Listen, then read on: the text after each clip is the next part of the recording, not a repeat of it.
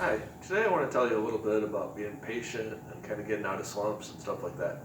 So, a little bit of a backstory. Last week I was playing in league and I don't know what was going on, but I was playing horrible, struggling, couldn't seem to do anything right.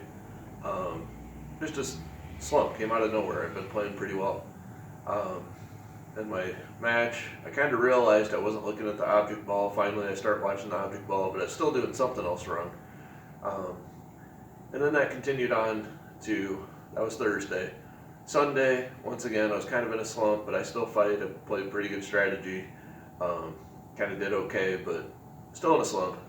Then Monday night in league, very first game, my opponent breaks. He runs a bunch of balls off, and he leaves me something about like this. I'm still kind of in a slump, so I'm not wanting to go super crazy. These two balls here, kind of lined up straight into the rail, so it's like I can't make this. I had a cluster of solids right there in the middle. I'm like, unbelievable as it is, not 100% certain that any of these balls would go. Even if I had ball in hand, I could probably make one, but short of having ball in hand, very difficult spot to make a ball, just the way it was set up. So what I ended up doing is I'm being patient. And I take a little bit of time, and I'm kind of going back to some of those fundamentals and some of the strategy things that I've taught you about in a couple of other videos.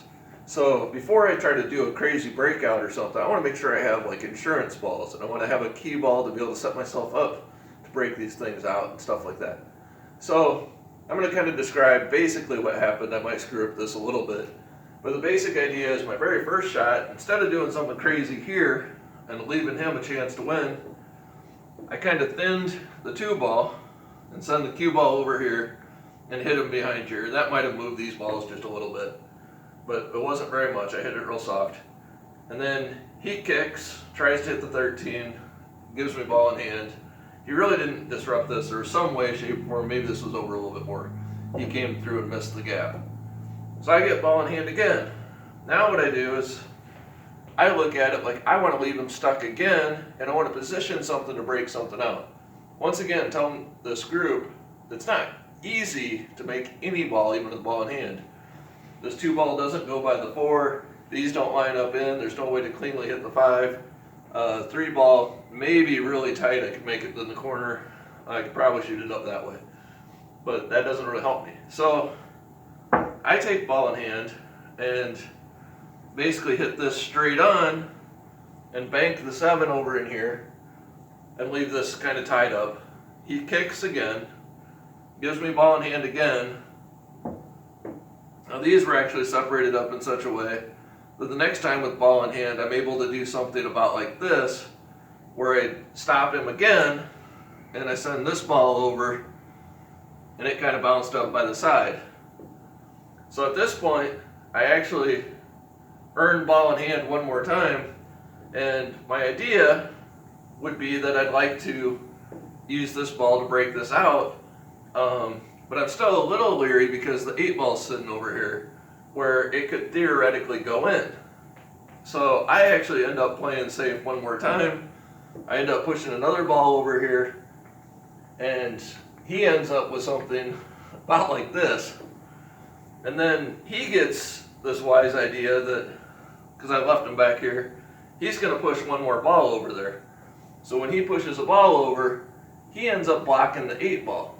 So now I'm safe with ball in hand that I was able to take a whack at this and break things up. Now at this point, I'm relatively safe. I could play a safety afterwards, but there was a ball sitting out here where as long as I have something, I can probably get a shot at it.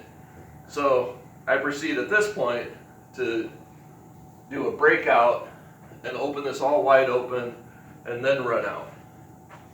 But it was basically a question of taking a little bit of time and being safe, because I certainly don't want to go sit there and hit the 8 ball in again.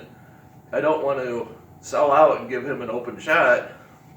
So kind of taking that extra patience to grind away helped me get out of my slump. And what I proceeded to do is I kind of ground away, and I still wasn't playing real good for my first couple games of league.